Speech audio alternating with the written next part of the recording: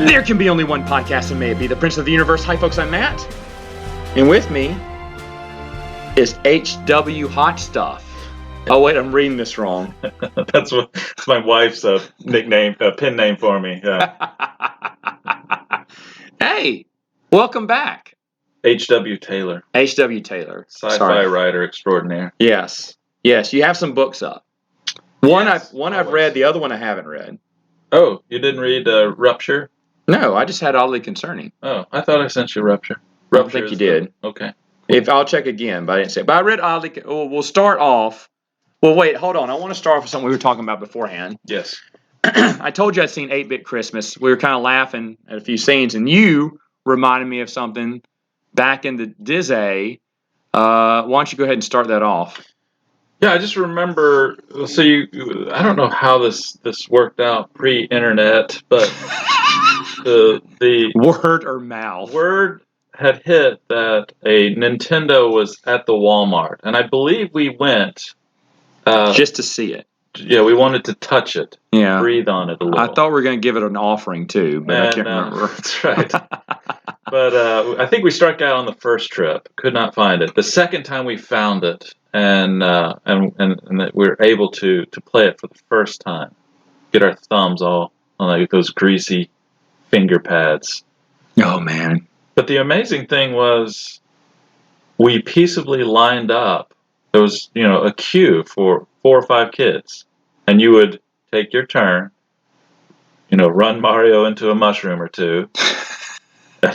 Slouch back to the end of the line and wait until you got to play again. Because once a kid died, he'd pass the control to the kid behind him and then get back in line. Which is amazing. No one told us to do. By the way, there wasn't a Walmart associate there making us do this either. Yeah. But you're right. I totally forgot about that. It's something we just automatically did. Yeah, such well-behaved kids. Fights would break out these days, I feel like. Oh, the one kid would hog it and not let it go until his mom made him. And that's only after cussing out his mom. A bunch of savages were raging these days. But that's true. I do remember dying, handing it was just a thing you did, pass the control to the person behind you, and then go wait in line again. There's like 6 kids in line. Always. Perennially at Walmart. It was the impromptu daycare center for moms to drop off their kid where the Nintendo was. Or, do you remember what else was there? That's also where they were put in a VHS of some movie, and it played all the time. It automatically rewind, or the associate would rewind it and then play it again. You remember the movie we saw probably more at Walmart than we saw at home? Gremlins? Oh, no, Teenage Mutant Ninja Turtles. Oh, yeah. Oh, I must have seen that. I must have watched so much of that movie. Mom, if you can shop for exactly 1 hour and 26 minutes, that would make my day. But we'd always catch in the middle of it, watch as much as we could. But I remember just watching there are other ones too that they would play, but Teenage Mutant Ninja Turtles, and then you'd even watch the credits too, because Turtle Power, Teenage Mutant, and you'd be like, yeah, this is a great song. Yeah, and it was by the posters, so you could kind of fan through that display. I remember Superman, little sports guy, and then the bikini. Where you're like, bikini, oh. And then when you thought no one was looking, bikini. No, I think that was before those days. Okay. We didn't care about bikini. Yeah, okay. We're in it for Batman. Oh, yeah. You'd say, oh, yeah, I want that one from my room. Yeah. Yeah, that's my room. Yeah. Do you remember, I said this earlier. We did the last week, Wes and I talked about the Sears wish list. And I told him we used to hold a draft. Do you remember this? A draft for toys. For my first pick, I pick Destro from G.I. Joe playset. Oh, Grandpa's going to get that. Remember, we'd go through... My number 2 pick. It was like the NFL draft. Yeah. I mean, we were serious about that. Okay, mark it. Okay, your pick, my pick for third toy. And then you turn the page, and the next person got first pick, and if it was the girls' section, you're like, oh! Yeah. Well, you bid on that one page, and you keep going to like, oh, please don't give me this guy. I don't want Wonder Woman. Oh, I'll take Wonder Woman. Fine. 8th pick, Wonder Woman. Hey, I'll trade you my first pick for the next round for your second and third. You thought what's it called, the baseball, The league. the league, fantasy baseball draft is big. You should have seen us drafting on the wish list. And I remember. But you remember, we only cared about toys and PJs. Yeah, but I think we would make ourselves go through every page of that big fat book and still do it. We didn't care, but we were like, I'll take that. Yeah, I'll take this kitchen set. Why? I'll take this toaster here, I guess. We could have learned Russian, but no. Yeah. Well, the bikes, we were cool. Got excited a little bit on the bikes, but I remember the PJs. It's like, I choose Batman with Velcro tape for my first pick. I will pick Transformers glow in the dark. Damn it! I was gonna get that one next. I still think about my Transformer glow in the dark. Man, weren't you like so proud? Like, ready? And we'd all get in the closet and go, here we go. You turn off lights and go, whee! Look, now they're all transformed or something. That's what it was. They were robots. I thought it was. And then when you turn off the lights, it was the outline of the cars and trucks. Oh no! Or was it the opposite? I thought it was just a picture of the robots, but when you turned off the lights, the car would glow. Opticon. What's the symbol? Decepticon. Oh, Decepticon. Opticon. Oh, maybe so. Is it Opticon? Yeah, the Decepticon symbol. And Autobot. Autobot symbol. Opticon. What is that? I don't know. The Decepticon. I think there was just that emblem that would glow. Oh, okay. But I remember we would stand up and kind of press our breasts to the to the lamps, like as close as we could get to my the teat lamp. Is warm. Right. Only one teat is warm though. And then we would run back into the dark. Do you remember doing that? The closer you get your glowworm to the light, the bigger it would glow. And I remember I just hooked. I tied mine directly to the lamp and it burned. And Dad's like, "What does that smell?" Good.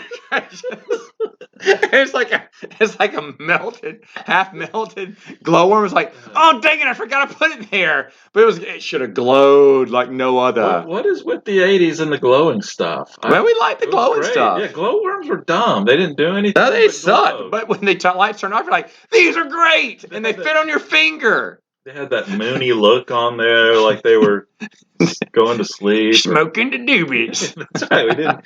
They were glow in the dark doobies, I think. What in the world is going on with the 80s? You had glow in the dark shoes. You had the straps and stuff would be glow in the dark. I forgot about that. When you have to put your shoes on in the dark. But you have to do.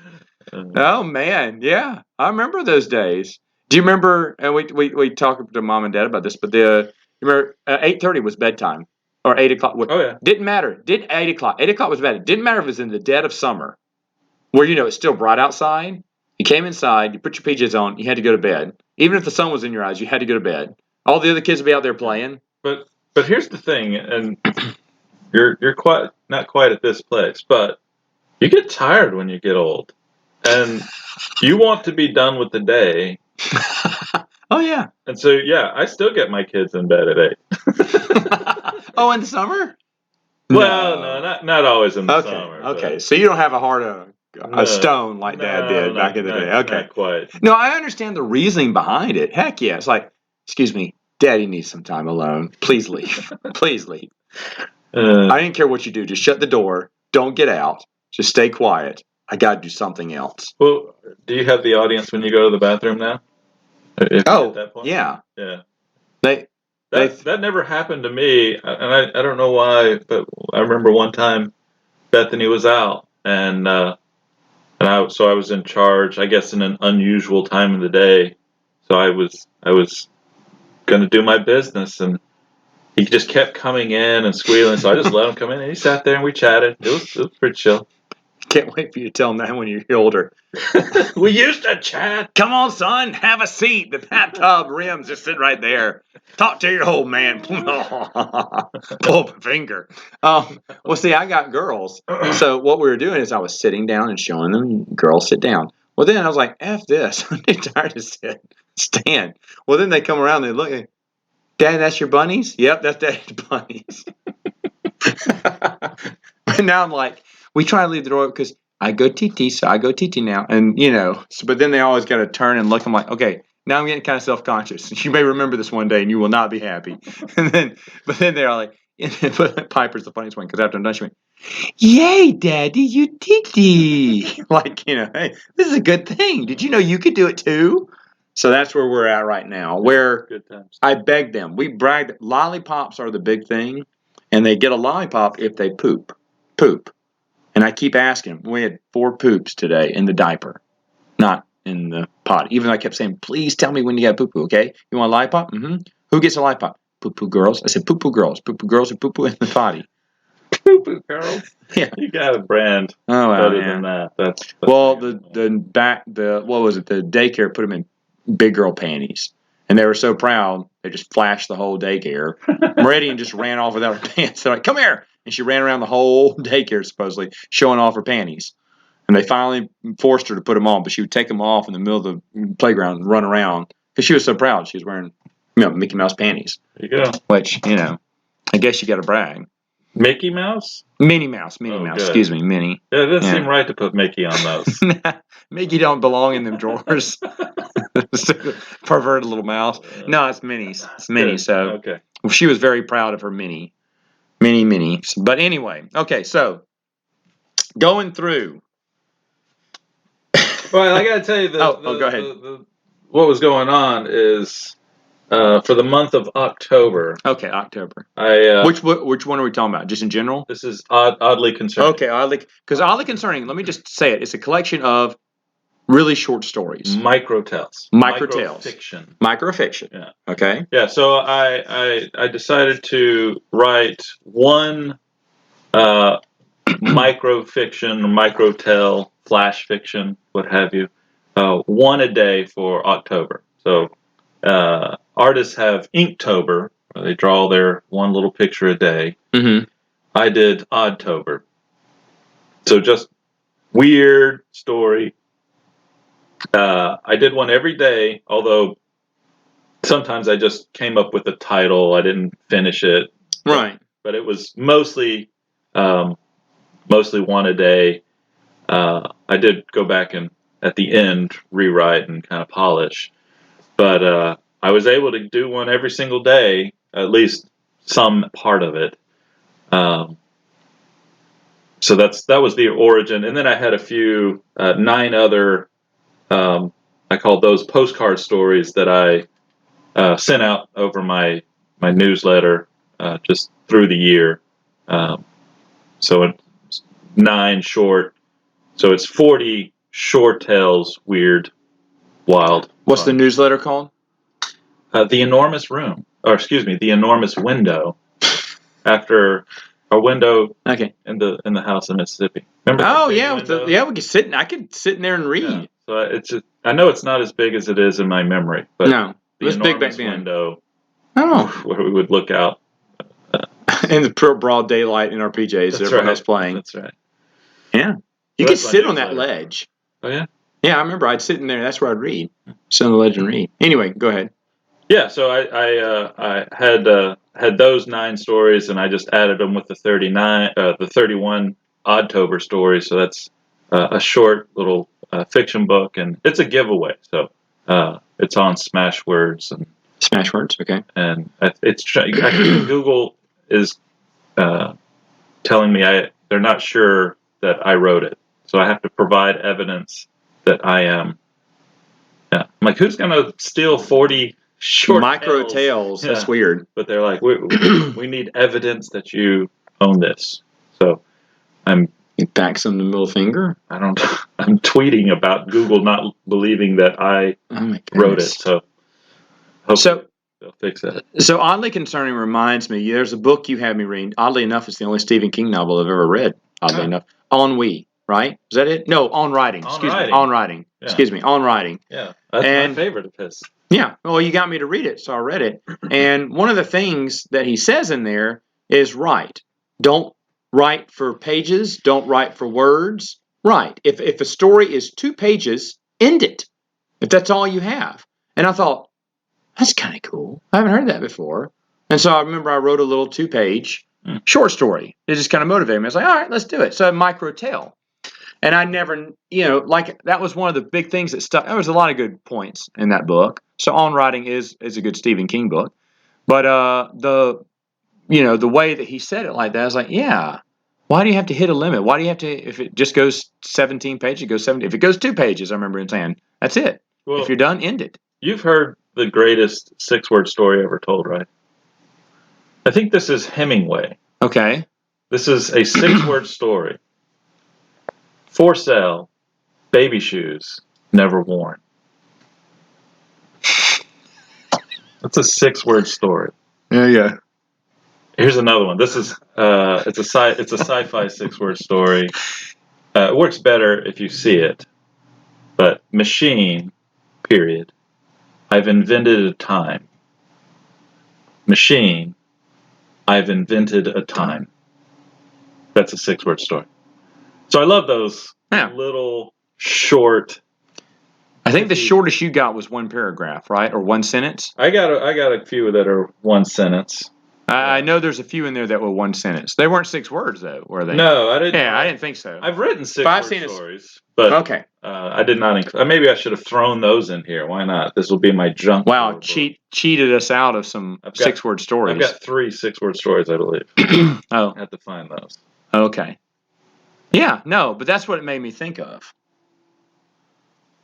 Well, if you would have said for sale, baby shoes never worn, then Google would have had your ass. Yeah, no, that 6 words, they would have caught you. Yeah. Busted. Hemingway, you were not.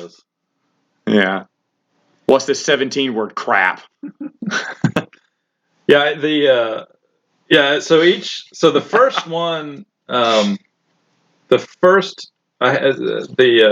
day, I read an article. It's on stars are disappearing. It was in a science magazine. So that inspired the first one. But the second story about the giant head. Do you remember the one about the giant head and the two girl luchadores? Yes. How much? With the 6 mouths and the teeth comprised of wrestlers. That was a very vivid dream I had October 1st. And that one was actually in my head. That was like the second one or third one. That was one of the So that's one of the early ones. I remember that one. Yeah, that's the thing. The order they appear in the book is the order I wrote them in. Ah, okay, for that day. So October 1st is stars disappearing, and that night I had the dream about the freaky giant head. So I just went with that. Sometimes it was a weird title, like I wrote one, disposable fingers.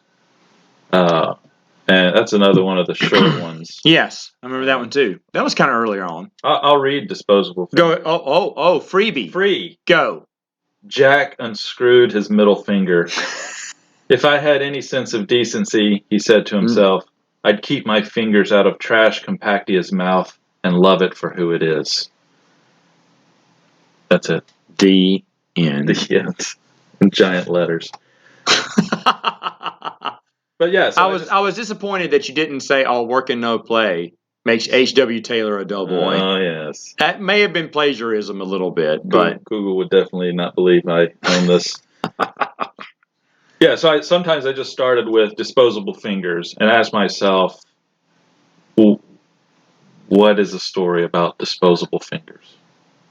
And whatever. Sometimes because that's what everyone wants to hear about. Well, then I would just sit down at some point during the day and just whatever I set out on, that's what I ended up writing about.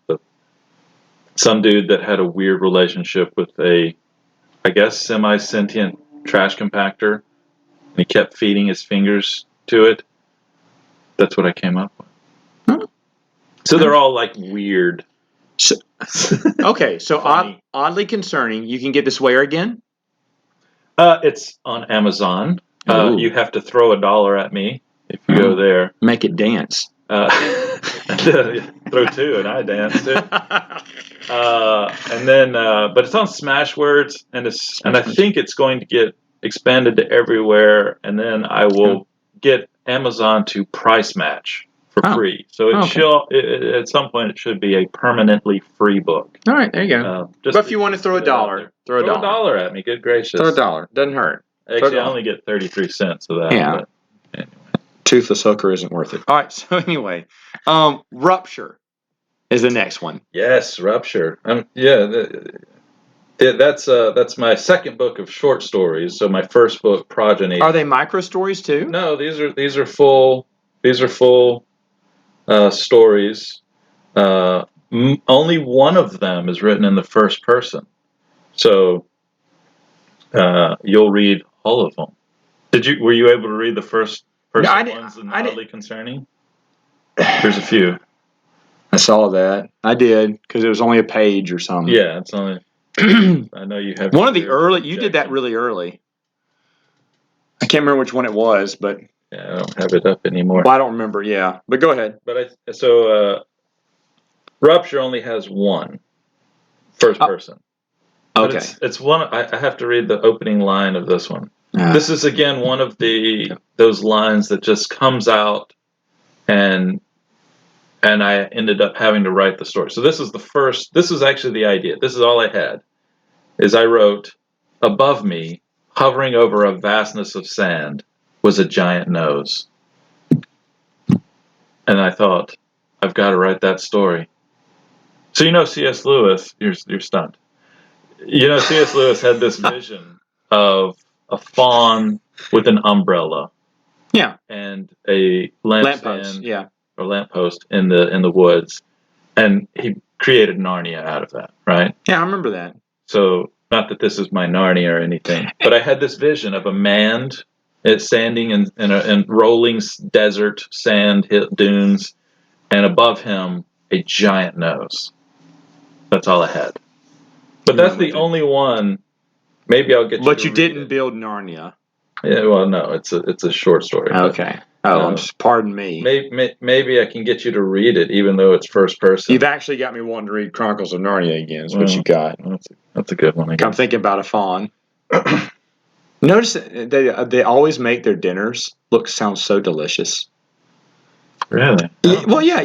Some jam, some toast, some tea, some little fruit trays, some little whatever he had. That was really nice. That's true. And then the beavers, they had some nice food too. Well, it's true that Turkish Delight was way overplayed in my head. Have you ever had it? Yes, I have. It's not what I expected at all. And it's not that great. Do you know what I thought it was? Well, Turkish. I thought it was turkey. I thought it was like little seasoned, juicy meatballs. I did when I was a kid. I was like, Turkish Delight. Turkey. It starts with turkey. And I thought, okay, so it's like a little chopped minced, juicy meatball or something. What I had in my head, I thought. That sugary, frangelica? What is that? What it's called? Those sugary puff cookies. Oh, yeah. I kind of had that sort of thing in my head. Better. Yeah, but what it turned out to be later on when I saw, I was like, that's it. Well, I did go crazy over that. Yeah, it's not anything special. Ugh. Yeah. Feels like a box of Russell Stover's chocolates. Maybe. There's some good picks in there. Anyway, go ahead. Rupture. Yes, so Rupture is my, it's a... How did the Rupture come? I don't know. I like the idea of naming books of short stories with a single, somewhat thematically charged word. Do you feel that you're wasting a title there? Because that could be a title of a book. Rupture is the book. I mean, no, of another book. Oh. No. Like a man whose rectum is destroyed. I don't want that. Okay. You want disposable fingers. No. You're thinking about it now. I do actually have someone in this book. There's a guy that goes to Pluto, and he gets his testicles crushed. If we're talking about gruesome rupturings, there is a bit of that in my book, I guess. I got a 6-word for it. You got a 6-word story. All right. Dump in a toilet. Never again. That's more than 6. No, 6. I just counted them out. Dump in a toilet. Never again. Oh, okay. Or how about never more? No, Ooh. I don't like it. Broken bowl. That's what I ended it with. Those are the last 2 words. There you go. All right, go for it. Bowl. Rupture. That's going to be in the next series of Rupture. All right, go for it. Yeah, then I've got a story actually I sold to a magazine. Whoa. Yeah. Reader's I was Digest. paid more for this one story than Really? yeah What than magazine? anything else. Vastness. Boy's Life. Oh. It immediately after publishing mine published one other story and That's nice. never updated again. Oh. So, but I got paid. So Okay, that's good. yeah, that was cool. That one is Discount Baby. Your agent needs to get you some more gigs. Yeah, I don't have an agent. But Oh, I thought you did. yeah. What about publishers? Do they help out with that stuff? They put in good words at magazines and stuff. No, I'm the publisher for these. Oh, They're I'm sorry. Self-published. Sorry. Go ahead. Go ahead, Rupture. Oh my goodness. But you haven't read any of these. No, I didn't. I didn't know about these. Oh, Let me I check thought and I make sent it sure. to you. I think you just sent me oddly concerning. That's fine.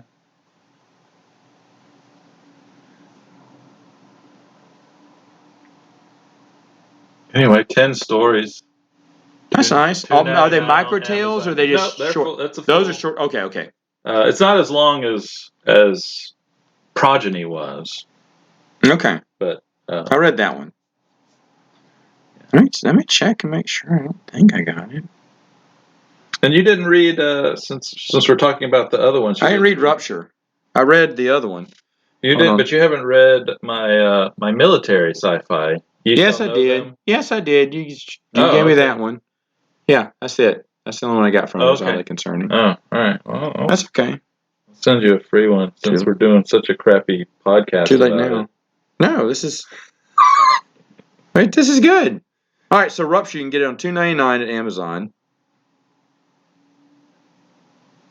Oh, was that a pun? I just kind of got that. Crappy job. Because of my toilet story? Yes. Yes. All right. I need to. What the heck is that? Okay, so you can get that off Amazon, $2.99. $1.99. Excuse me, $1.99 now. It's dropping. So throw $2 at him. Okay. And what else? What's coming out for H.W. Taylor? I'm actually repackaging the unique Miranda trilogy. Now you can get this in print now. I don't think we said this last time. You can get these in print as a 3-box set, right? No, it's a large paperback. Omnibus copy? An omnibus copy. Oh, I like omnibus copies. But I am going to reissue or put each one individually out in hardback. Okay. Which I think will be. Oh, that'd be nice. The paperback is a little unwieldy. Ask this question. New covers for the hardback. I'll have to do print covers, but I am doing new covers for the ebooks. Okay. I like my covers, but they're different than what is standard. But people like the standard sci-fi covers. So it's a planet, a ship, and a face. That's what most covers are for sci-fi, and so that's what I'm doing. People like it though. Yeah. So just for anyone who maybe didn't hear any previous podcasts with you on it, can you summarize what Unique Miranda Trilogy is about? Yeah, Unique Miranda's the idea is there's this disease that breaks out because they were given a gene that would let them live forever. Obviously, it didn't work out, and so people were dying, and there was no cure for it. So they started freezing people so that at some point in the future, when they could heal them, they can live. Right. Which is a common trope in sci-fi, but I always wondered what happens to those people, right? 1,000 years in the future, who cares about these, primitives who have no idea about the real world? So I realized what would happen is a huge corporation would buy them and use them as, slave labor, cheap labor. And so Unique Miranda is one of these. She's thrown into this future when she is rejuvenated. She's put on a moon where she's tasked with mining for the company that paid for her rejuvenation. And so she's of course lonely and in this dome where she essentially just shops. The more she buys, though, the more luxury items she buys, the longer her period of